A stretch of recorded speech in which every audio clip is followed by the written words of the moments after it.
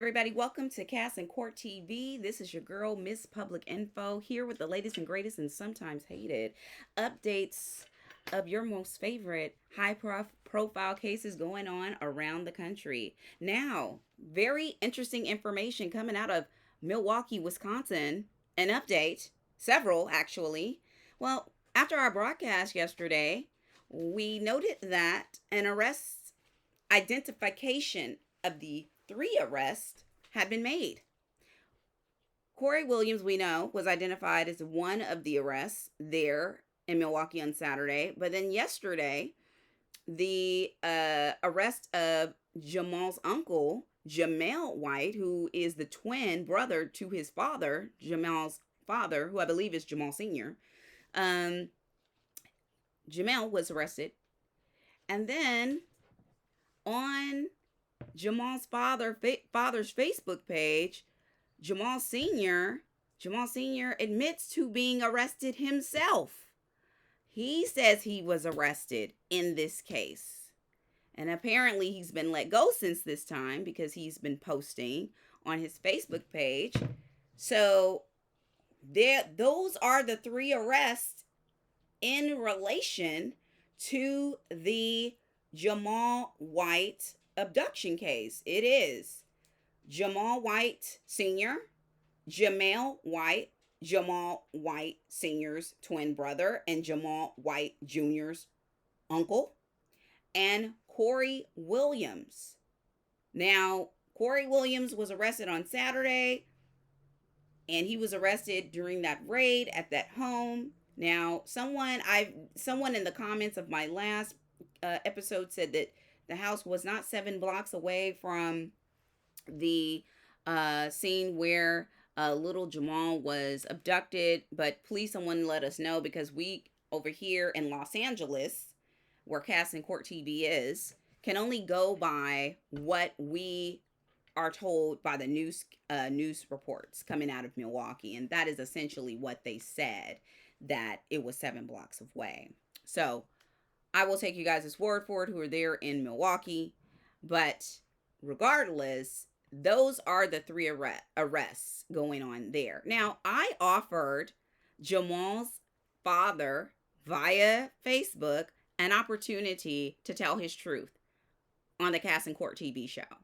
Because Cast and Court TV, for the new folks who are coming in, subscribers, first of all, welcome. Thank you for coming on. Thank you for subscribing. Even if it's just a hate subscribe, that's fine too.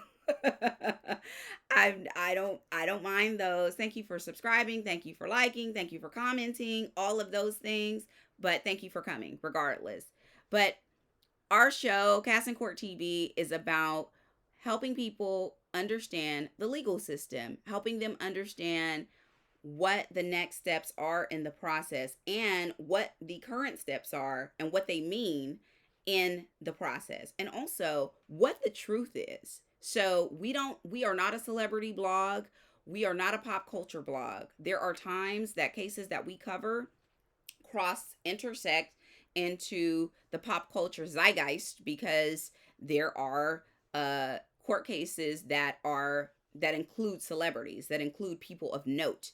But in general, we are not a celebrity or pop culture site. We cover court cases. I am a former public information officer for the Office of the District Attorney there in Colorado. I was a public information officer for the largest metropolitan district in the state. I was there for many years. I covered the Aurora Theater shooting case. That was a big trial or big case that I covered while I was there. I covered 4 death penalty cases. I covered many different other kinds of cases, including sex assault cases, including kidnappings, including all kinds of things. And so my job included speaking and disseminating information to the press, to constituents, people, the public, and understanding what exactly is going on. I am not an attorney, but I understand a lot of legal language and a lot of legal processes. Many public information officers are attorneys, because we have to understand what I should say, many public information officers for district attorneys' offices are attorneys, because we have to understand legal language, legal writings, all of those things, legal briefs. And so, because of that, I'm well versed in the legal world. So, I created this channel for people who are not well versed in the legal world, in criminal and civil proceedings, and may not know what some of these things mean.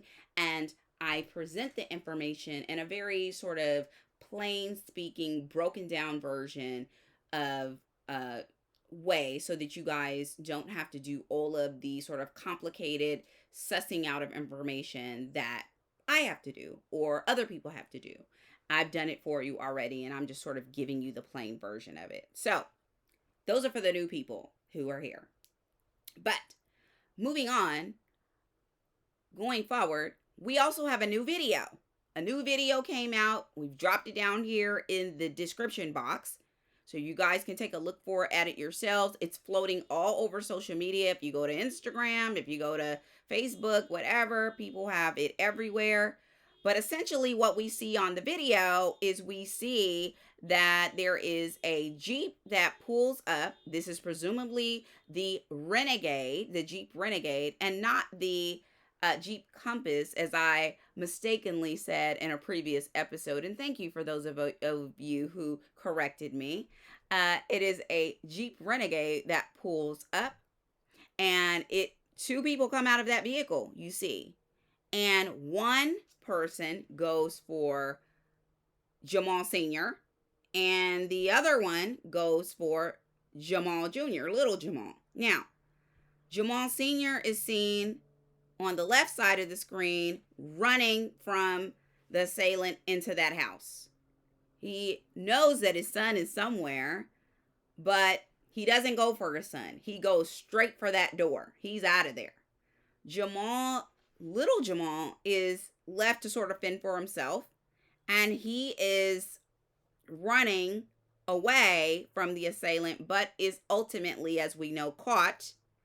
And he is caught and carried to that Jeep Renegade, and they take off. And that's essentially what that video shows. And of course, because of the ring cam footage, we've heard the audio, which is little Jamal's screams of desperation for his dad to come save him. Some people say they heard him say his mom, yell for his mother as well. And it's just really, really disturbing. It's just disturbing. So there are a lot of criticisms as it relates to what Jamal Sr. should have done in this situation. The onus is on him, right? Now, as I said, I reached out to Jamal on his Facebook page. He has a lot of posts up. I'm going to read some of them to you. And he is taking responsibility for his mess up. So, the latest one that came out, he's got a few as it relates to the video that just come out. He says, "First I set it up, then my brother kidnapped my son. Now I'm wrong for leaving my son. I know I effed up. Y'all ain't gotta tell me my son good though.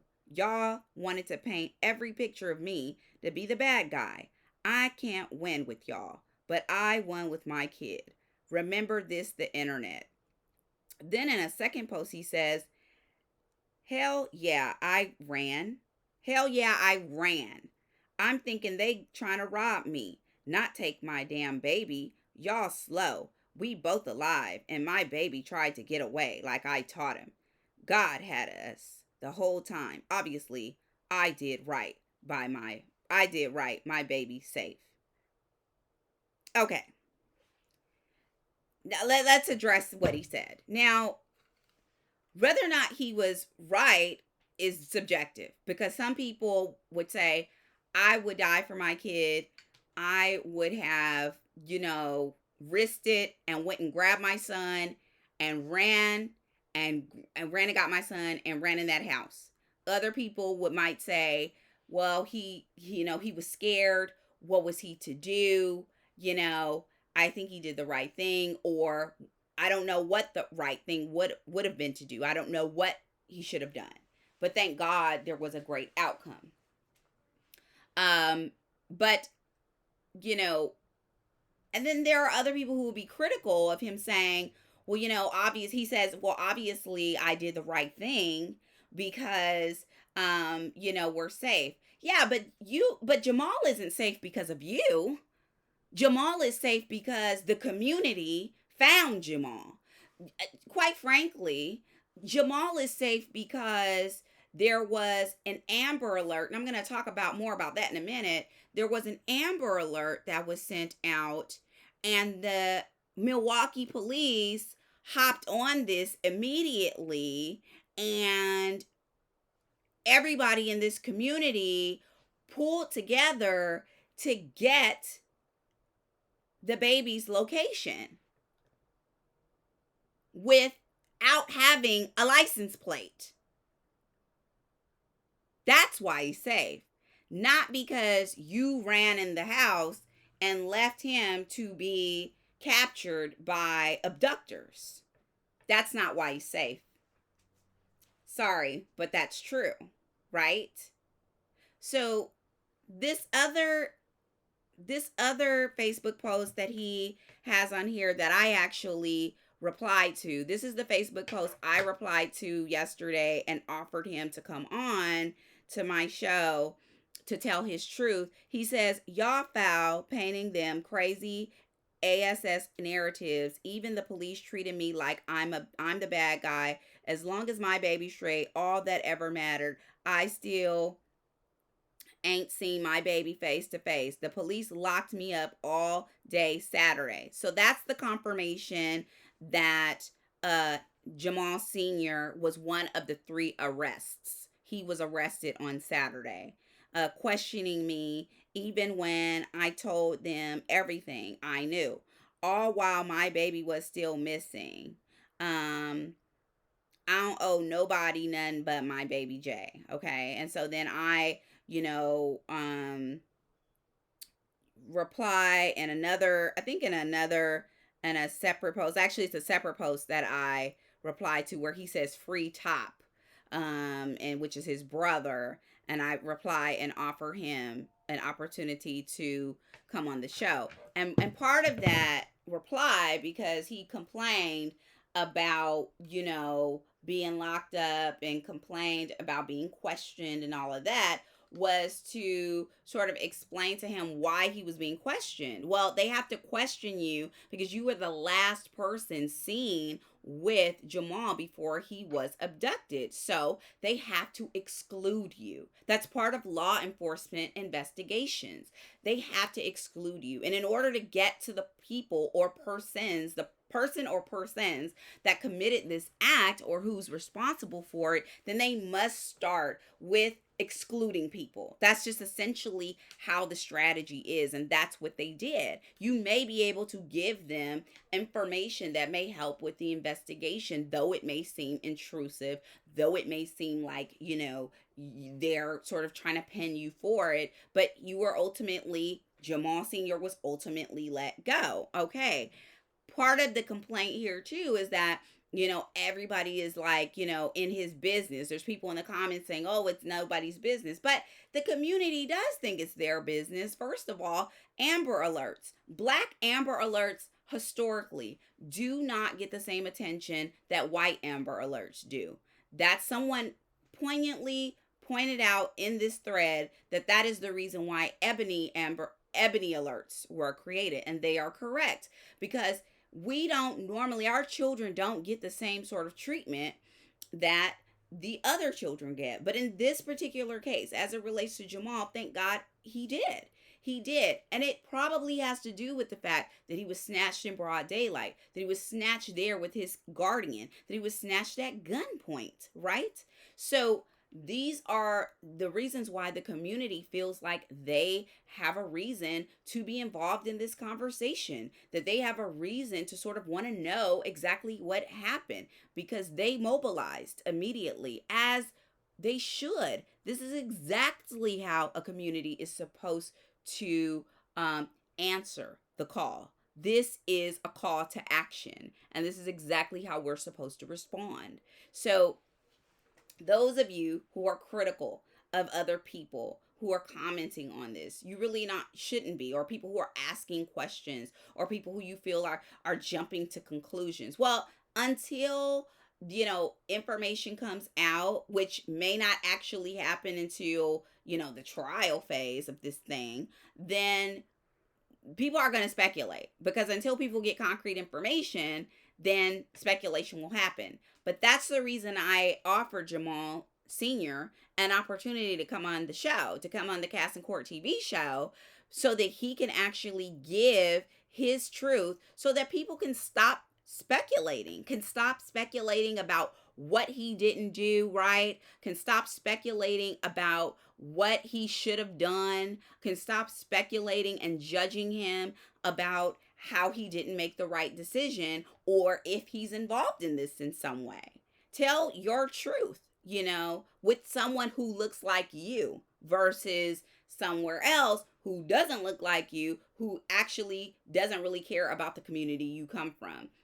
I don't come from Milwaukee, but I come from Inglewood, Los Angeles, and it's just like any other Black community in any other place in this country, right? So my point is that, we all in the community, we are the community. No matter where you are in the country, we are the community. And anytime one of our children is missing in this way, and the news spreads as far as it did for Jamal, we are all concerned. And that is the reason all of us have made it our business to sort of stay on top of this story. So that said, wanted to give you guys a brief update on all of that. I thank you guys for tuning in. I know it's a little long for some of y'all, but again, if y'all don't want to listen to the whole thing, you don't have to, and I understand it. But for those of you who do, feel free to stay, feel free to engage, feel free to comment, all of that. And feel free to stay for more updates on other cases, because I'm talking about a load of them besides this one. Appreciate y'all, and we'll see you on the next edition of the next episode of Cast in Court TV. All right, y'all. We'll see you soon. We're adjourned for now.